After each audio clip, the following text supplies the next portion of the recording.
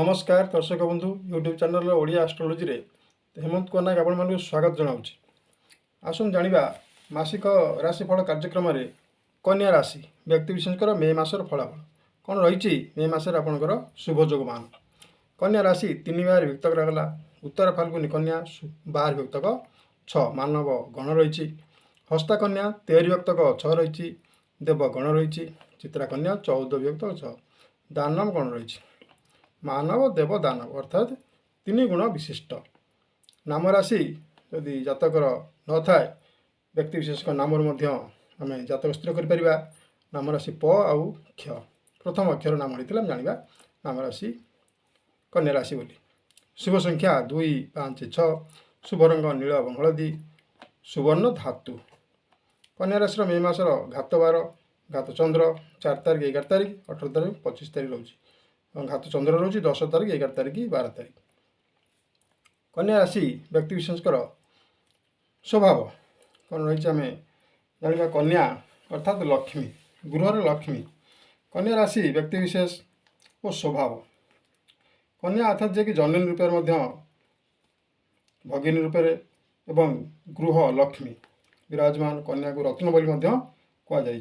कन्या अर्थात से मोहिनी मायावती समस्त को वशीभूत कर कार्य हासिल कर क्षमता पाखर थाए। जुगे जुगे माँ रूप अवतार धरापृष्ठ अधर्म को विनाश कर धर्मर प्रतिष्ठापी यही बेश माँ कालिका महिषामर्दिनी माँ दुर्गा रूप धारण कर लक्ष्मी रूप धन प्रदानकारी माँ सरस्वती रूप विद्या प्रदानकारी माँ को वर्णना करने आम पक्षर संपूर्ण असंभव। आम राशि चक्र कन्या राशि विषय आम सम्यक आलोचना करवा।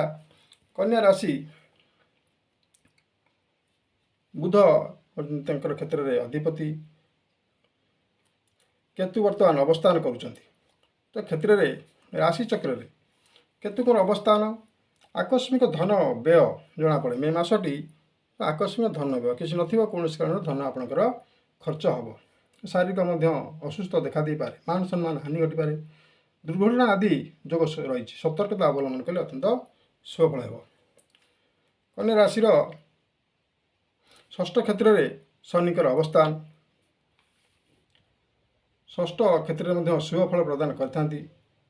सुखाद्य धन लाभ और सुख लाभ कार्य उद्वेग शत्रुतार विजय स्वास्थ्य उन्नति पारिवारिक स्नेह प्रेम उन्नति एवं व्यवसाय वाणिज्य लाभदायक धातुजनित व्यवसाय तथा लुहा कंटा इत्यादि व्यवसाय अग्रगति।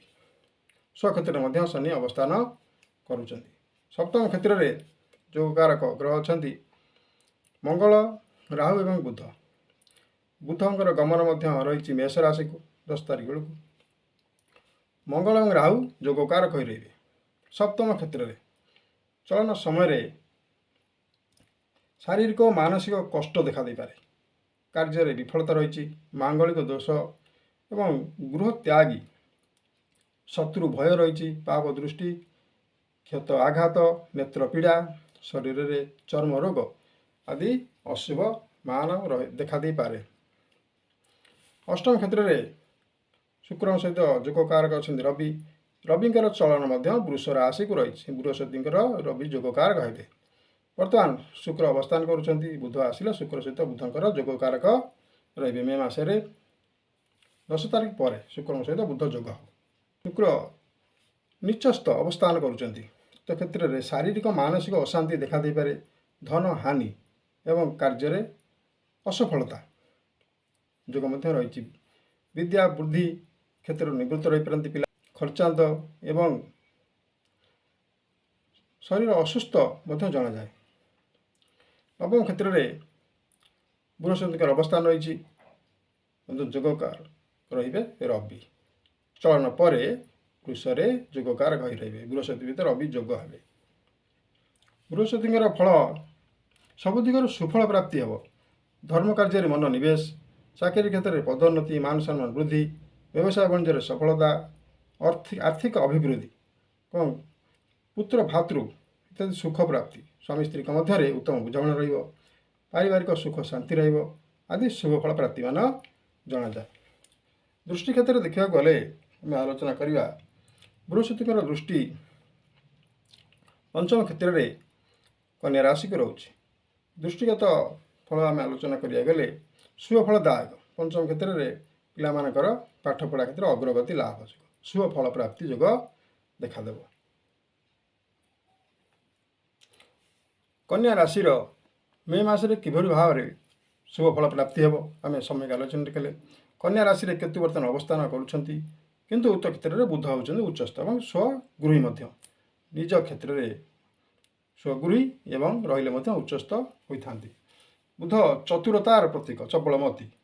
ବିଦ୍ୟା ଅର୍ଜନ କ୍ଷେତ୍ରରେ ମଧ୍ୟ ଚଳଚଞ୍ଚଳତା,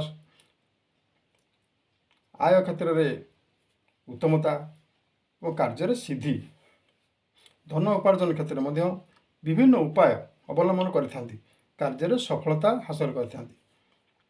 ବିଭିନ୍ନ ଉପାୟରେ ଧନ ଉପାର୍ଜନ କରିବାର କ୍ଷମତା ମଧ୍ୟ ଉକ୍ତ ରାଶି ବ୍ୟକ୍ତି ବିଶେଷଙ୍କର ଥାଏ।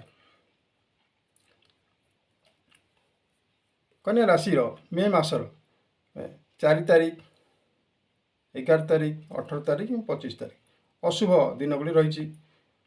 ଘାତ 12 ରହିଛି ଏବଂ ଘାତ ଚନ୍ଦ୍ର 10 ତାରିଖ, 11 ତାରିଖ, 12 ତାରିଖ ଅଶୁଭ ଦିନଗୁଳି ରହିଛି। ସତର୍କତା ଅବଲମ୍ବନ କରେ ଶୁଭମୟ ହେବ।